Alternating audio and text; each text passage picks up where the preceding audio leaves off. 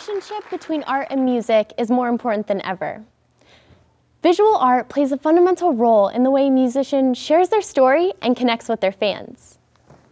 While 50 years ago, music was often discovered by flipping through vinyls at your local record shops, today it is most commonly viewed and purchased on applications like iTunes. One thing that all music services have in common is their emphasis on cover art. Before you hear the music, you see the associated graphics. Visuals can be the musician's first introduction to their audience. Madonna, the Beatles, Elvis, Prince. If I were to ask you to visualize cover art from one of these musicians, I bet that you could. The visual branding behind these iconic musicians has become as recognizable as the music itself.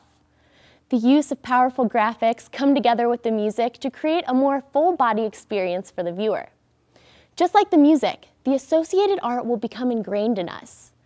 Imagery adds to the nostalgia we feel for the music that we cherish, even years after we first experience it. Music is the seed from which the art will grow. That's why they need to share a cohesive, creative connection. Imagine you stumble upon this cover art. You aren't quite sure who this band is, but judging by the cover, you assume they're probably on the rock side. The color palette used is predominantly red and black with a grunge texture overlay. The font chosen is popular in metal music branding. And overall, the aesthetic of this cover has more of a hardcore feel to it. You have a pretty good idea of how this music's going to sound. You decide to give the track a listen, and you hear a very cheery child's voice sing the happy birthday song. Confusing, right? If the art and the music were living, breathing beings, they would be twins.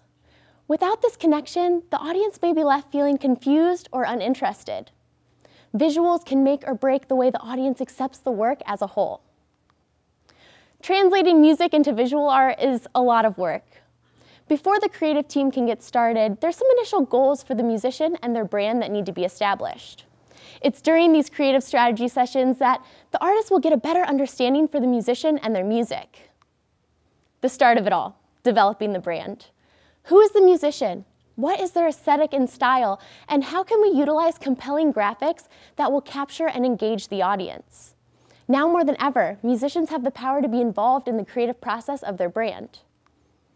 Once a brand aesthetic has been established, the goal will be growing and maintaining the brand. An artist will help a musician do this by focusing on a consistent use of color palettes, fonts, logos, and graphics. Maintaining the brand doesn't mean that it can never change, but if a musician wants to go in a different direction, it needs to be done slowly, in a way that will feel authentic to the audience. Evolving the brand with consistency will help build a stronger, more sustainable fan base. Now that the initial planning has been set in place, the creative team can finally get to work making all of the content that will be needed for a music campaign. Cover art is one of the most important parts to releasing music.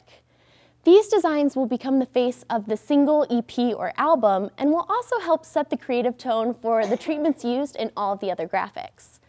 When creating cover art, it's important to note how these designs will be viewed.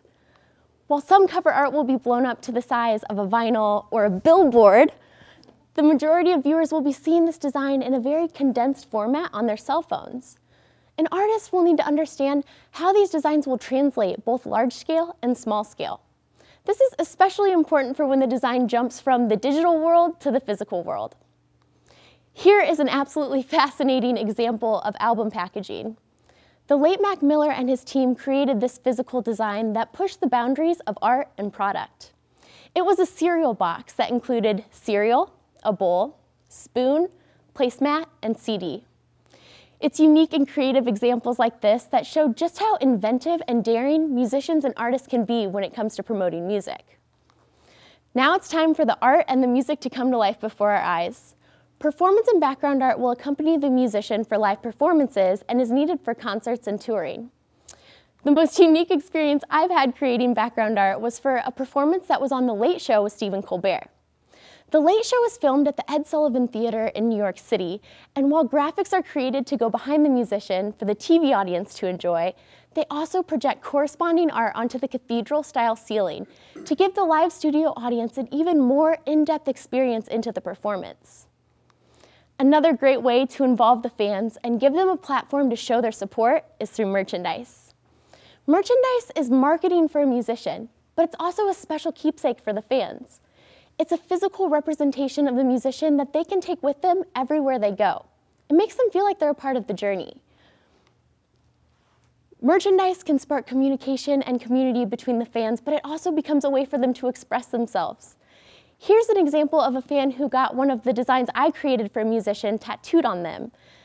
But unlike this fan, not everyone has always been happy with visual's role in music.